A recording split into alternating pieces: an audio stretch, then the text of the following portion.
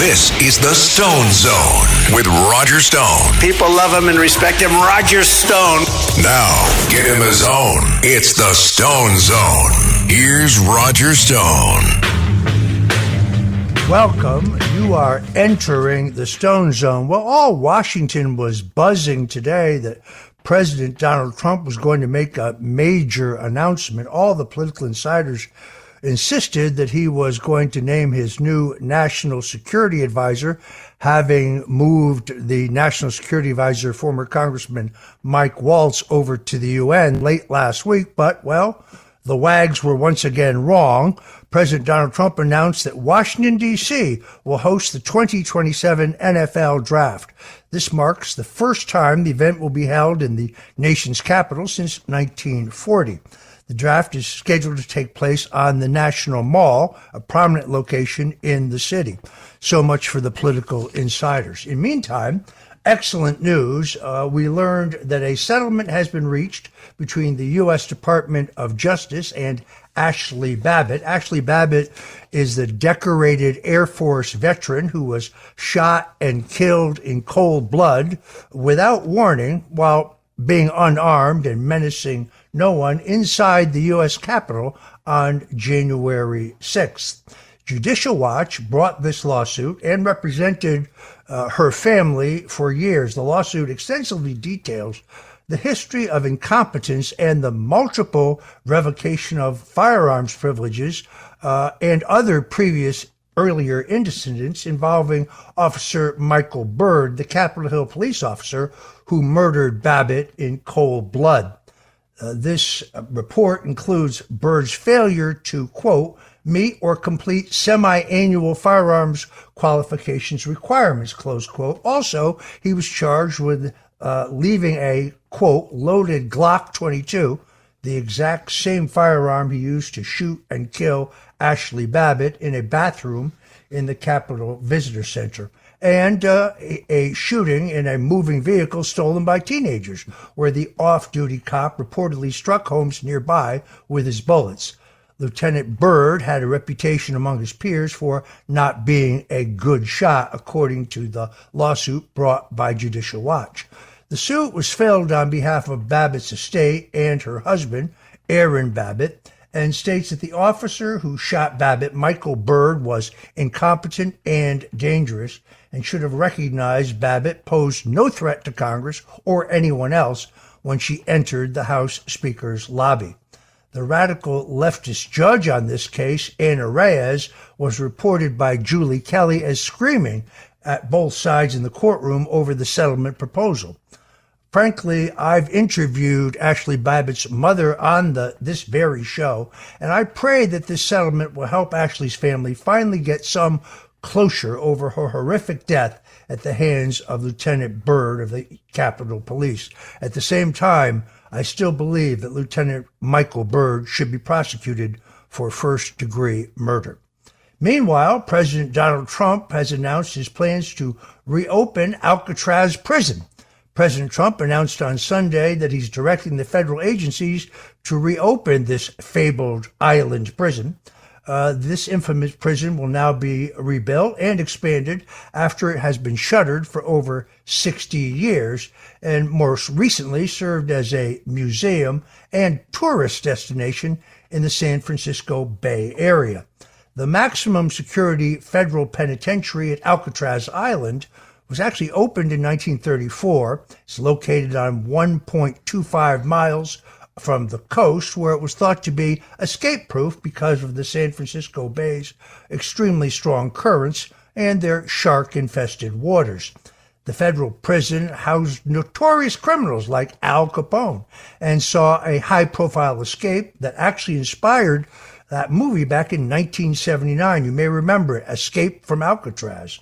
The prison at Alcatraz closed in 1963 because it was less cost-effective compared to other prisons. Responsibility for the former prison at Alcatraz was then given to the Department of Interior in 1972 to be part of Golden Gate National Recreational Area, which was operated by the National Park Service. They turned the site into a tourist attraction. The National Park Service has also been working on the $40 million rehabilitation of Alcatraz Island's wharf, which hasn't been updated since it was first built in 1939. That project is expected to be completed at the end of the year. On Truth Social, President Trump said on Sunday, "Rebuild and open Alcatraz. For too long, America has been plagued by vicious, violent, and repeat criminal offenders, the dregs of society, who will never contribute anything other than misery and suffering.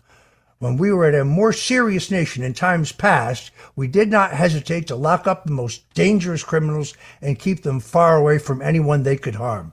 That's the way it's supposed to be, and that is why today I have directed the Bureau of Prisons, together with the Department of Justice, the FBI, and Homeland Security, to reopen a substantially enlarged and rebuilt Alcatraz to house America's most ruthless and violent offenders." When Donald Trump said that he was running as the law and order candidate, well, he wasn't kidding. Meanwhile, Robert F. Kennedy Jr. has named the government agency behind America's geoengineering, known to most of you as chemtrails. For years, chemtrails, you can see them in the sky, were called just a conspiracy theory. Now, HHS Secretary Robert Kennedy has confirmed that geoengineering has been happening, and he called it a crime. After the British government announced new geoengineering efforts to, quote, combat climate change last week, Kennedy responded, "We will soon end this crime against humanity and our planet and bring justice to the plutocrats who are perpetrating this mass uncontrolled experiment." RFK Jr. recently sat down with Dr. Phil. It was a great show, and he stunned the audience when a woman named Emily asked him point blank about these toxic aerosols that are being sprayed over us in the sky virtually every day. "My biggest concern is the stratospheric aerosol injections that are continually peppering us every single day," Emily said. "Bromium, aluminum, strontium, it's sprayed into our skies. How do we stop it?" You know, we, meaning those at HHS, don't do that. It's done, we think, by DARPA, the Kennedy said, referring to the Defense Advanced Research Projects Agency. A lot of it is now coming out of the jet fuel. These toxic materials are put in the jet fuel. I'm going to do everything in my power to stop it. We're bringing on somebody who's going to think only about that. Kennedy told the world he's going to find out who's doing it, and he's going to hold them accountable. Way back in August of 2024, before he became Secretary of Health and Human Services, RFK responded to an X post about a chemtrail plot whistleblower by saying, "We're going to stop this crime." RFK Jr. is proving as good as his word. In my opinion, he could be among President Trump's very best appointees.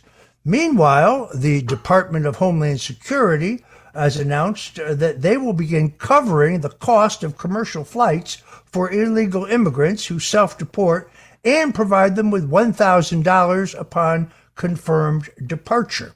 DHS called this a historic opportunity for those who are not legally in the country to facilitate travel back to their home countries through the CPB Home app. This app, which used to be used to schedule asylum, will now be used so immigrants can self-deport under this new program that was announced this last month.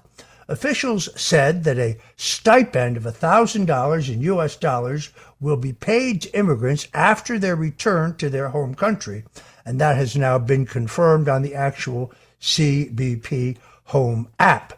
The Department of Homeland Security estimates that self-deportations could save the U.S. government 70% of the costs of deporting immigrants who are illegally in the United States.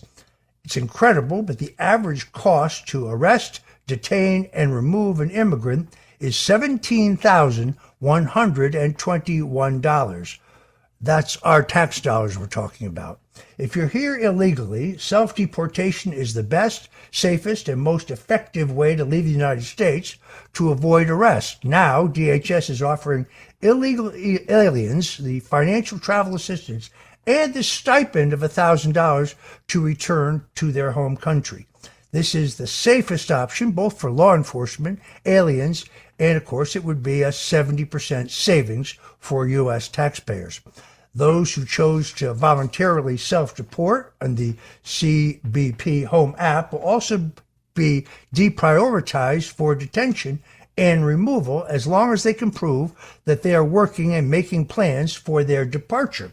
So the CBP Home program lets eligible aliens return home as regular travelers without arrest, detention, or otherwise restraints.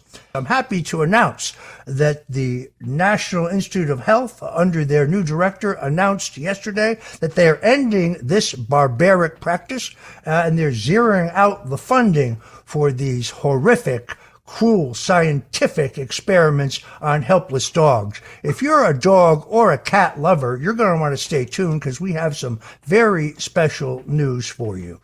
But in the meantime, I want to salute the new director of the National Institute of Health for making the right decision to end the torture of these helpless animals. You're listening to the Stone Zone. I'm Roger Stone. Whatever you do, don't touch that dial because, well, if you're an animal lover, we've got some big news coming up. This is the Stone Zone with Roger Stone. The Stone Zone.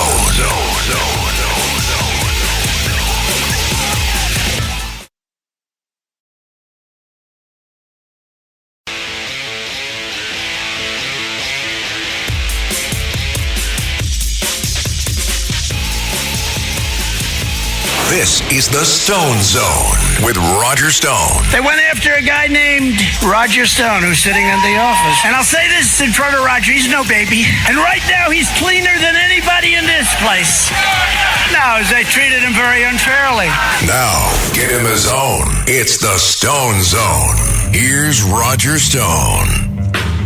And we're back in the Stone Zone. We're celebrating the decision by the National Institute of Health after we exposed this last week to zero out funding for the cruel and inhumane torture of dogs that they were using at the agency. This was zeroed out under President Trump in his first term, but it was back, and now the administration has announced that they were ending this horrific program. This is a big, big victory. Look, anybody who knows me and my wife knows that we are dog lovers. We've had 9 Yorkshire Terriers and 1 Wheaton Terrier with 3 legs. We found him by the side of the road. So this is exciting news. Joining me now, Dr. Douglas Howard, who is the founder of Balance of Nature, and Dr. Jake Van Dyke, a respected veterinarian.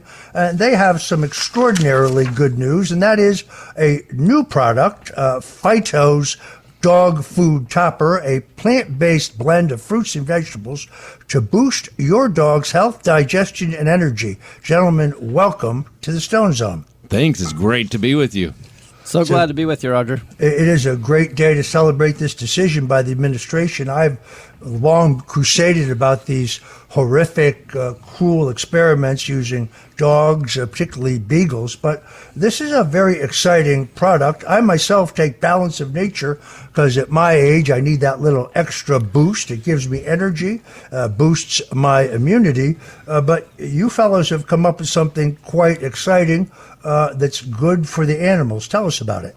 Well, it's really fun because we've been able to take the years of research and scientific knowledge that we have with Balance of Nature, and with Dr. Jake, we're able to take that and form that into what works for pets best. And I'm going to let Dr. Jake talk a little about what he sees in his clinics with it. You know, Roger, I was listening to you talk about was it 9 Yorkies that you and Yes. your wife had? And you probably feel like I do, and a lot of Americans do, about how precious that relationship is with our pets. And what I see in the veterinary clinic is a lot of animals that have, allergies, inflammation. They are sore. They can't hear. A lot of problems that could be solved or at least greatly reduced with better nutrition. And let me say something. we're not claiming to cure any of those things. But what we do with Dr. Fido's Dog Topper is it gives a dense nutrient food that helps their body help itself, just like us humans. If you give it what it needs, it can do the job it needs to do. Yeah, my wife won't let me go to the local pet store on Saturday, which is adoption day, because she knows I would come home with a car full of dogs. This is why I'm very excited about this. By the way, just so you folks know, Phyto's dog food topper, Phyto is spelled P-H-Y-T-O. You can go to drphytos.com to learn more and to order this great product. There's over 40 ingredients in this formula. It just makes sense, frankly, that a balanced dietary supplement product like this would help make dogs healthier. I'm not a veterinarian, but it's only common sense. And it's no matter what food you're feeding your dog, this is going to help. So what I guess sparked you gentlemen to get together and do this? I mean, Jake, you're Dr. Jake, you are a veterinarian. Dr. Howard, you are the head of a very successful Balance of Nature, a great product, by the way, that I take myself. But where did the impetus come from for this great idea? You know, Dr. Howard and I have known each other my whole life, and I too, like you do, take Balance of Nature, and I see the benefits of it for me with the way I feel. And I approached, Dr. Howard and I talked about how we need to bring this same quality of product to animals. So I'd noticed through the years, I talk about health in a format of a triad, of a triangle, and you have a chemical side of health. That's the chemistry in our body, how it works. Then you have a physical side of health. That's how the cells function and work and our physical activity. And you have a spiritual or emotional or however you want to say it, but I call it a spiritual side of health. And they all work together. And what I saw was, and you think about it with your dogs even, Roger, if they're down and they're not feeling well, how do you feel? Absolutely right. I think this only makes sense. I suggest folks check out Dr. Fido's Dog Food Topper. It's a plant-based blend of fruits and vegetables to boost your dog's health, digestion, and energy. If you're interested, you can go to 888-388-7297. That's 888-388-7297 to learn more. Gentlemen, congratulations on the launch of this terrific new product. I'm going to try it for my brood of pups. I urge others to do the same. Gentlemen, thanks for giving us the time today in the Stone Zone. Thank you, Roger. Thanks, Roger.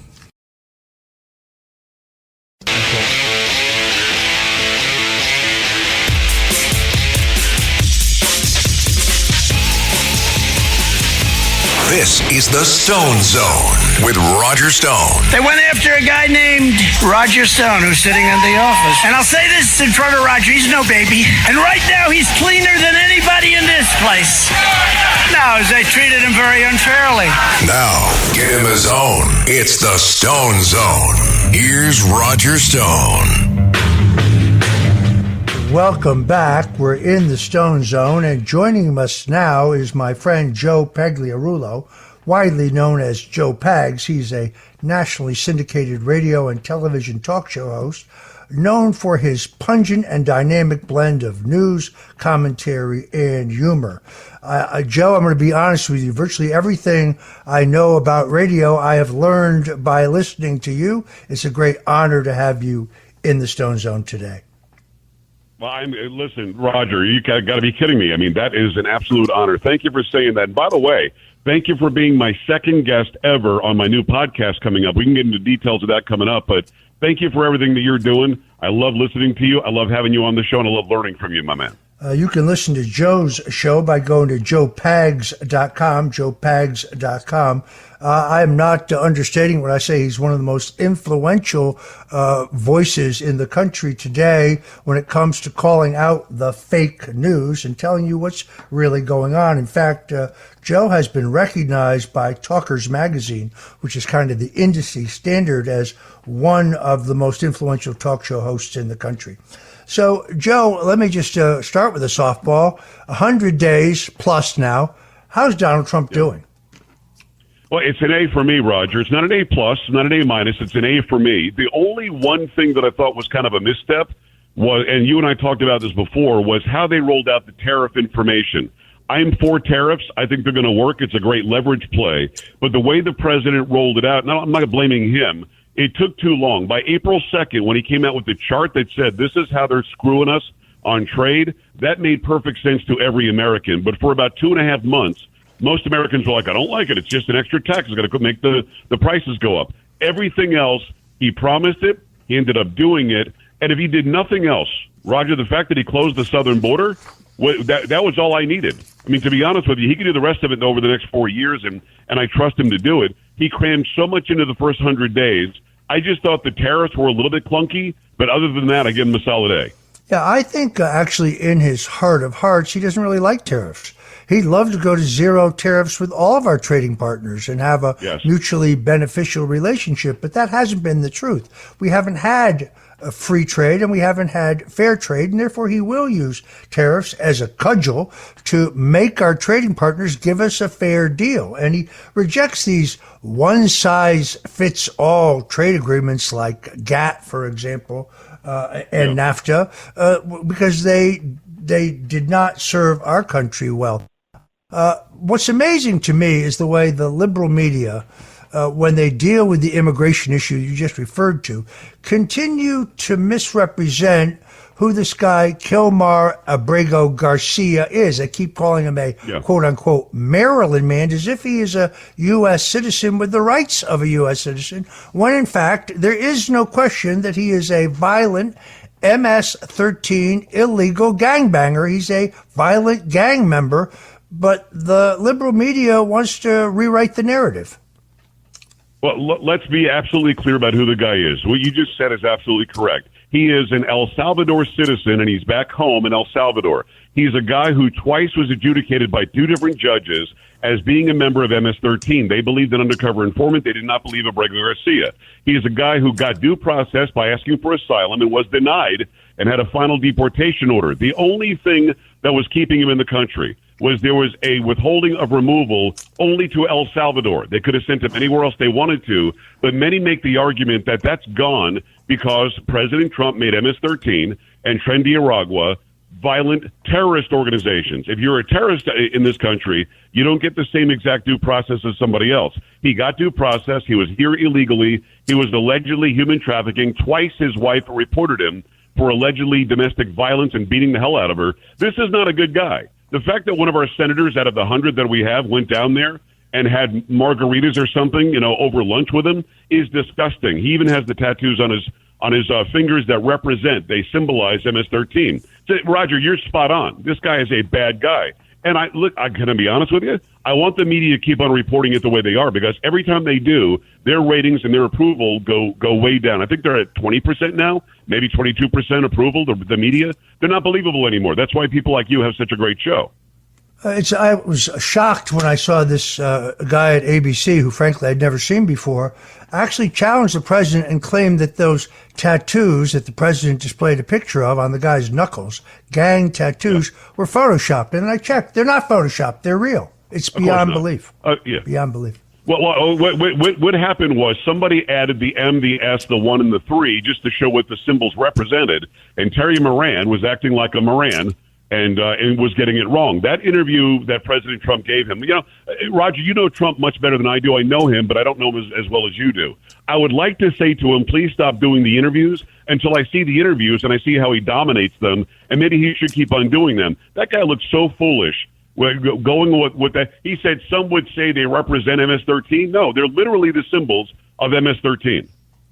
I saw him last Friday night, right after he finished taping the Meet the Press interview, and I knew that the interview was going to be dynamite. I could see by the grin on his face that he had triumphed once again. In the meantime, Kamala Harris recently resurfaced, gave her first public speech since losing the election. I guess she finally sobered up. All the polls show that if she runs for governor of California, she's a clear front runner. Shows you how deranged the people out there have become. And she is easily the first choice of Democrats to be their nominee again in 2028. Joe, could we be that lucky? Well, listen, that would be lucky. Maybe getting AOC, that would be lucky. Fill in the blank. Jasmine Crockett. The left is in such disarray. I mean, as intelligent as you are and as great an advisor as you are, would you even want to take the job of advising a party that is so completely disconnected and disjointed? You've got the left fighting the left, fighting the left, fighting the far left, progressive left. And, people like you and me and the president, we sit back and go, okay, you guys have at it. I hope they offer up Kamala Harris on a platter again in 2028. It will be easy pickings because, Roger, can you imagine 100 days in under a Harris administration? And the country would be over. Yeah, it does boggle the mind that she's even the front runner, but I think this is one of those cases where the polls are accurate. I'll tell you where they're not accurate. The New York Times and ABC came out with polls last week, which showed that the president's approval was dropping. Now, to the untrained eye, you might believe that, but then I looked at the internals on those polls, something I've been doing for 50 years in the vineyards of American politics, and I found in both cases that they undersampled Trump supporters. In fact, in the New York Times poll, only 37% of the people in the overall sample said they voted for Donald Trump in the last election. So what I'm seeing, Joe, is the same kind of psyop, the same kind of false narrative that they tried in the run-up to the last election, where they try to tell us that the American people feel something or say something or believe something they don't believe. I have yet to meet a single person who tells me they voted for Donald Trump, but they now regret it. Have you met any such person? Not one. There's not one. And in fact, some that didn't vote for him are saying, maybe I should have. What's interesting about what you just brought up is you're right. They're undersampling Republicans. They're oversampling Democrats. And they're putting these polls up as if that's going to sway somebody's opinion. I also don't know that many people who say, well, the poll says this, therefore I should probably forget what I see and what I hear and what I know that Trump is doing. Roger, here's the quandary I have, and I mean this. It's a real conundrum. Do we tell the left, stop lying about the polls? Do we tell the complicit media, stop being complicit? Or do we sit back and let them do it and just keep on showing the American public the truth versus what they're doling out as false narrative? Again, I was a TV news anchor for a long time. I was a journalist for a long time. I've won dozens of awards for excellence in journalism, so I know how to do it. So I love calling them out. But I wonder if we call them out at our own peril. Because if they start doing the job right, they might be formidable. Right now, they're a laughingstock. If you're just tuning in, we're talking to Joe Pagliarulo. No, he's not Irish. Joe Pags, nationally syndicated radio and television talk show host. You can see and hear his show at joepags.com. Joe always tells you exactly what he thinks, but also he's known for his personal resilience. He is a cancer survivor who became an advocate for health awareness. And what I love about Joe is he always gives it to you straight from the shoulder. Sometimes he'll tell you things you don't want to hear because they're true.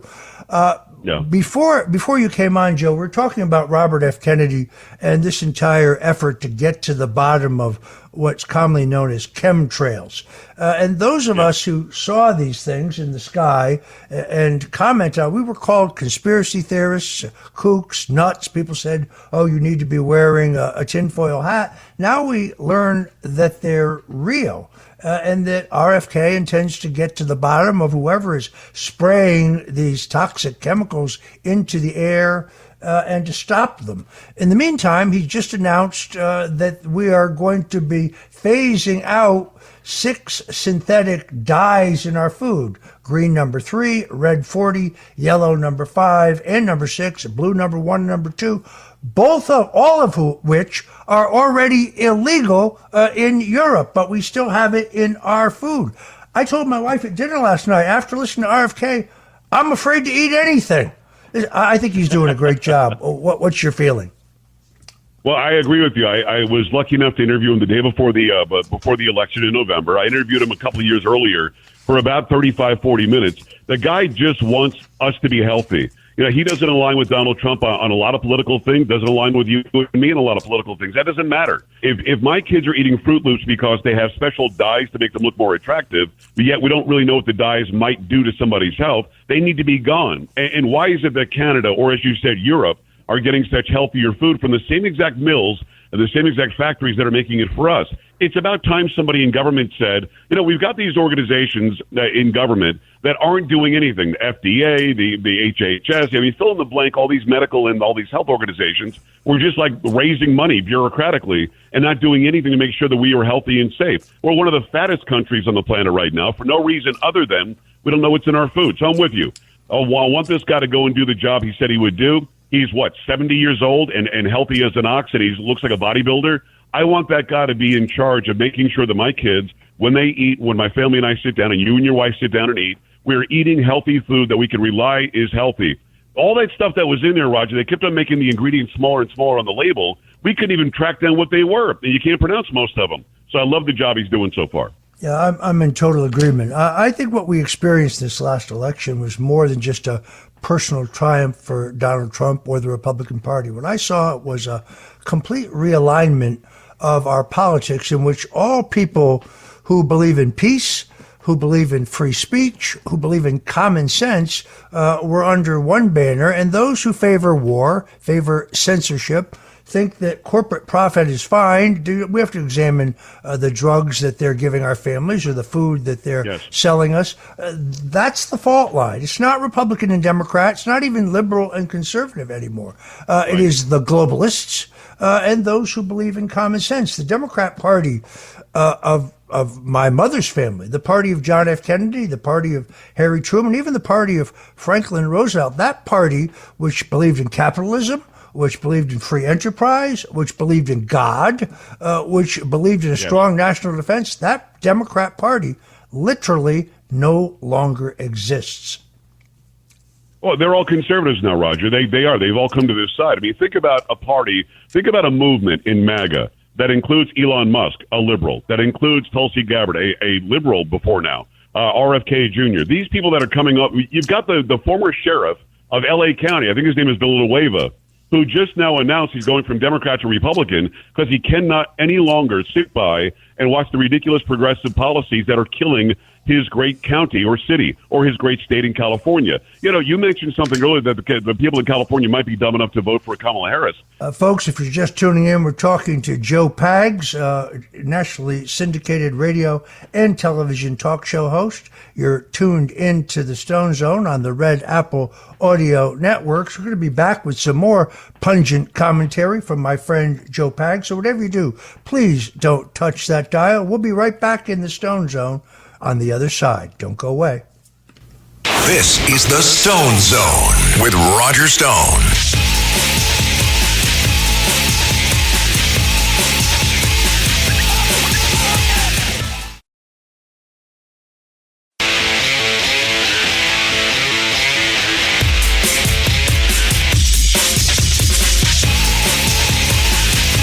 This is the Stone Zone with Roger Stone. They went after a guy named Roger Stone who's sitting in the office. And I'll say this in front of Roger, he's no baby. And right now he's cleaner than anybody in this place. No, they treated him very unfairly. Now, get in the zone. It's the Stone Zone. Here's Roger Stone. And we're back in the Stone Zone. We're talking to Joe Pags, Joe Pagliarulo, a friend of mine, but also one of the most important independent voices in the country, and a shrewd and keen observer on the national political scene. Joe, I'm going to throw you a tough question. The president announced last week that he was moving his national security advisor, Mike Waltz, who had been a North Florida congressman, over to the United Nations. And all of Washington and the chattering class is speculating about who the next national security advisor will be. Let me ask you, who do you think it should be? I think that it would be the proper thing to give General Flynn the job again. I don't think he was allowed to do the job the first time. I think they targeted him. I think Obama wanted him out. You might have actually educated me on that. The fact is, he didn't get a chance to do what I think he would do a great job at. I would love to see General Michael Flynn the guy that's tapped for that position. Now, as far as Michael Waltz, I like him. I like him a lot. I've interviewed him before. I think he's a great American. The rumblings were, and I'm sure you've heard this, that the NSC wasn't working as cohesively as it could have under him, and he might be a better fit for the United Nations. But I would love to see General Flynn in that job. I love General Flynn. I think he'd be great. But the other fellow I'd consider, ironically, is his brother, retired 4-star General Charles Flynn, who recently retired as the head of the Pacific Fleet, a position of great responsibility that he held under Biden, under Trump, and under Obama. He is still a young man. He would be great. Or Colonel Douglas McGregor, another soldier who I think is a brilliant geopolitical tactician. Either one of them would be great with me. Here's the key thing, though, and this is the difference between this Trump administration and the first one. The president has put together a cohesive team of people who understand that their job is not to delay or derail or dilute Trump's agenda. Their job is to follow his instructions and his agenda and get the job done. I have in the past sometimes critical of Senator Marco Rubio.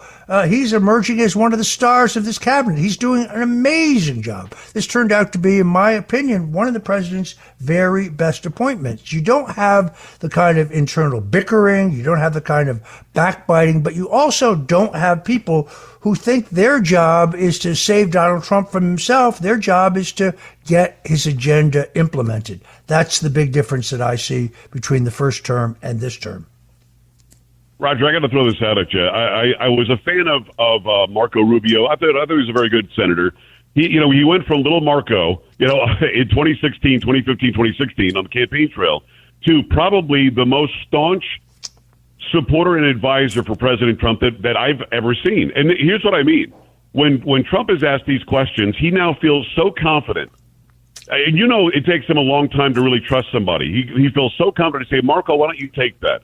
And when Marco takes that, he gives you exactly what the administration line is. He doesn't waver at all. He doesn't say, I'm going to try to advise the president to maybe consider this, that, or he says, this is the way it is. You come in here on a visa, we will ship your ass out if you lied to us. You get a green card, we find out that you lied, you're gone. We're not going to have you come here and do anti-American and terroristic things and just stay because you feel like it. It's a privilege to be in my house. And I truly believe President Trump trusts this guy more than he ever thought he could. I mean, to me, like you said, I'm going to echo what you said. I have been more impressed with Marco Rubio than almost anybody else in that administration, and I've been impressed by a lot of them. Yeah, it is an all-star team, whether it is Tulsi Gabbard as the Director of National Intelligence or whether it is Scott Bessent, who I think is a real outside-the-box thinking brainiac. When he and Donald Trump talk about ending the federal income tax, they're not kidding. They really would like to try to do this, and I think they would put forward a plan to do so. But across the board, including RFK, who we spoke about, this is an all-star team, and it already shows in this first 100 days. All right, well, unfortunately, we are out of time. I want to thank my guest, Joe Pags. Again, you can catch his red-hot show at joepags.com, joepags.com. Joe, thanks for your time today. Thanks for entering the Stone Zone. God bless you and your family. Thank you, brother. Thanks for having me, Roger. Thanks. Thanks for joining us today in the Stone Zone. As usual, we tell it to you straight. You get the stone cold truth, whether it's news, history, politics, food, culture. We're very, very grateful that you joined us. And until next time, God bless you and Godspeed. Thanks for listening to The Stone Zone with Roger Stone. You can hear The Stone Zone with Roger Stone weeknights at 8 on 77 WABC. If you like the podcast, share it with your friends and listen anytime at WABCRadio.com and download the WABC Radio app. Hit that subscribe button on all major podcast platforms. Plus, follow WABC on social on Instagram, TikTok, Facebook, and X. See you next time for a new episode so you never have to wonder. What the heck is going on here?